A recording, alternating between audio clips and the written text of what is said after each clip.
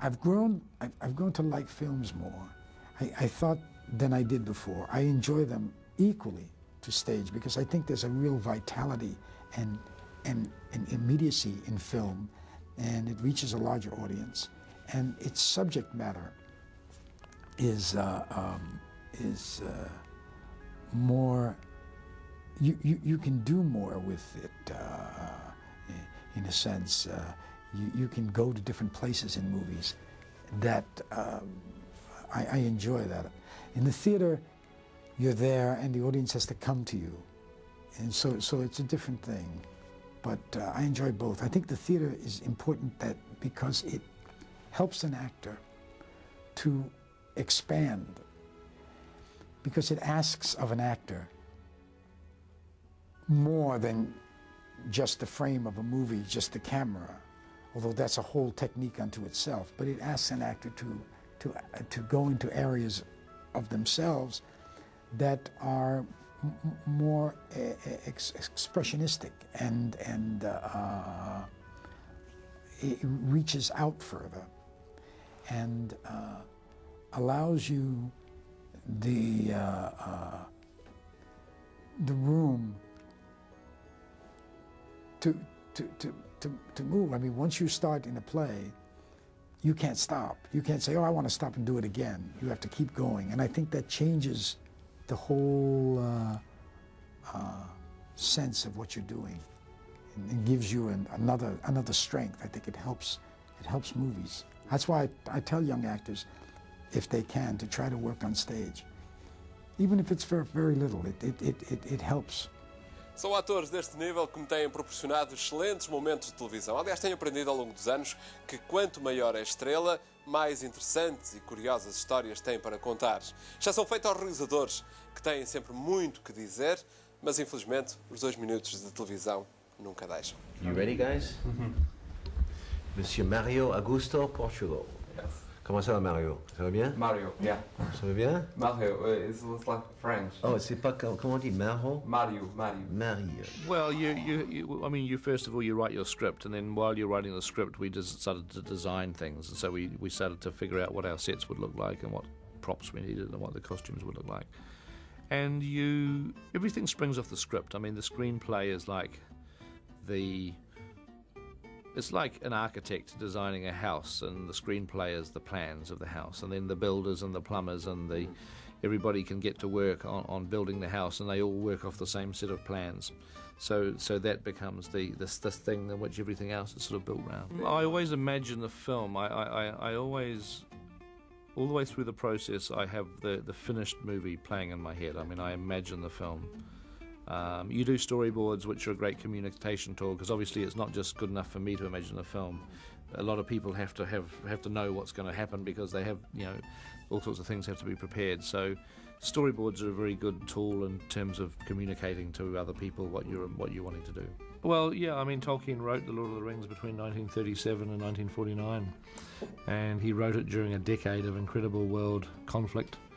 And a lot of the themes that he wrote about, a lot of the things that were relevant to him in the 40s obviously resonate today. The world has not got much better.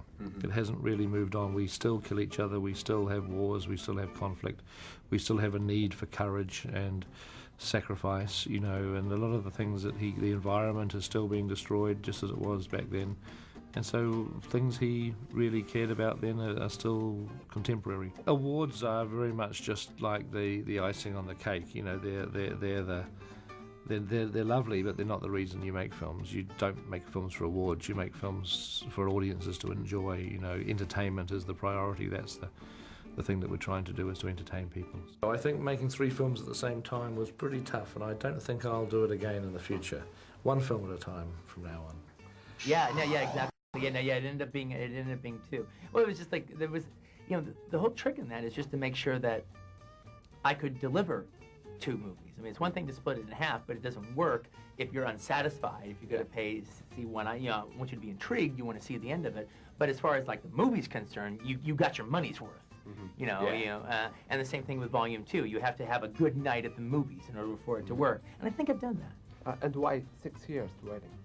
You know, I didn't mean for it to be that long, but the bottom line is I wasn't just kind of sitting around. I was writing all the time. You know, it took me about 1.5 years to write the film. I wish I had someone that could tell me, you know, how to think about this, you know, and how to behave. You know, it's only been 5 years since Sixth Sense came out, and I'm not sure, you know, the ups and downs are heavy, you know, for me. You know, maybe you don't perceive them that way. Like, say someone has a hit album. You go, wow, they're having a great career, but to them, it's a very different experience. They could have had 1,000,000 ups and downs along the way where they go, this person hated me, it didn't do well here, I wish I didn't have a great performance there, and on and on and on. But it's a tricky thing to kind of keep fighting the fight of artistry and entertainment and saying they both can happen at the same time. I really believe in it, to keep fighting that fight, because sometimes you get all the entertaining people and sometimes you get the arty people, sometimes you get them both, but there's always this pull and tug, and everyone's saying this is the right way to make a movie. And without even knowing it, society and entertainment and media and all that stuff creates this pressure to conform, which is life, you know, and you're constantly like, no, I will not conform. And how long can you have the strength to hold that back is the question. I like to keep changing direction, and not so much by what people think or whether they categorize me or not. I really don't mind, you know. But I have to change for myself, because I like to always have a little bit of anxiety is a good thing. All television has changed in America. It's become a whore. Everything is for sale. Even the news shows the news has become entertainment. That's my point, is that they turned the supposed invasion of Haiti into a miniseries called Showdown in Haiti. And they kept advertising it on the news so that it just makes you want to buy advertising time. There is no news anymore. It's just an artificial event that is made for dollars. So whether it's a cop show, in a sense, the news is worse, because the local news in America is all about violence. They tell you, watch at 11 o'clock, a grandmother is killed. At 12 o'clock, a boy is beaten to death. At 1 o'clock, a baby is smothered. 2 o'clock, a mother of 6 is killed. Keep watching and you'll see it, you know. The promise is always for more disaster, more hard news, more trauma, more angst, more death, more crime. It's a climate of fear. Fear is good for money. Well, I love my country, and I'm very patriotic. I served in Vietnam. And the concept that I always understood about America was that it allowed you to dissent. It allowed you to express yourself. And sometimes when you do that, you piss people off in my country, and people who don't understand what democracy is supposed to mean. I've been criticized for being critical, but I think I'm critical about America because I want it to be better.